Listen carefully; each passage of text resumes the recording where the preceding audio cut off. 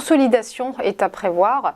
On sait le dollar a fortement grimpé vendredi par rapport à l'euro, dopé par une hausse plus rapide qu'attendue des créations d'emplois aux États-Unis en janvier. Oui, alors pour l'instant, on est au même niveau que vendredi, hein. On a fait un plus haut à 1,1027 juste après la Fed. Et on voit que l'eurodoll n'a pas pu continuer sa montée malgré le discours agressif de la BCE, qui a pourtant déjà annoncé une nouvelle hausse de 50 points de base, en plus de celle jeudi, donc pour la réunion de mars, sans écarter en plus, je dirais, d'autres hausses par la suite, hein. Alors il ne faut pas oublier qu'une récession en zone euro est toujours anticipée, même si sa probabilité a baissé de 80% à 66% selon le consensus Bloomberg, hein.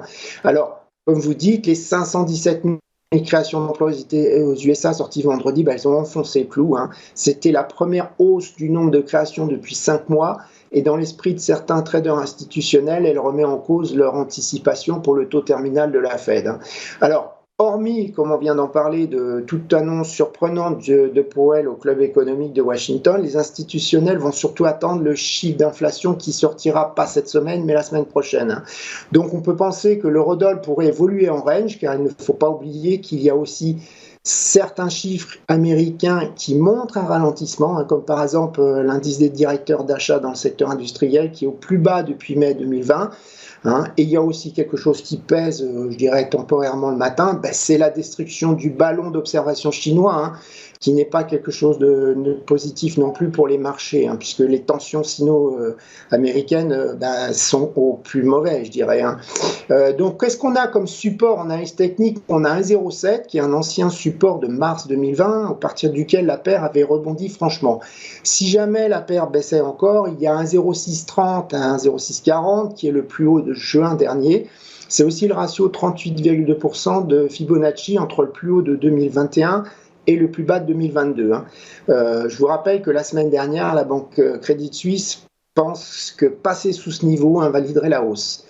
Comme résistance, alors ce qu'on voit, c'est que la paire, elle a clôturé donc vendredi sous 1,0830. C'est une zone de congestion sur laquelle l'eurodoll a rebondi pendant 3 mois jusqu'en mai 2020, puis qui devient donc à nouveau une résistance, hein. Au-dessus, on a 1,0950-70 qui est aussi un ratio de Fibonacci, c'est 50% entre le plus haut de 2021 et le plus bas de 2022.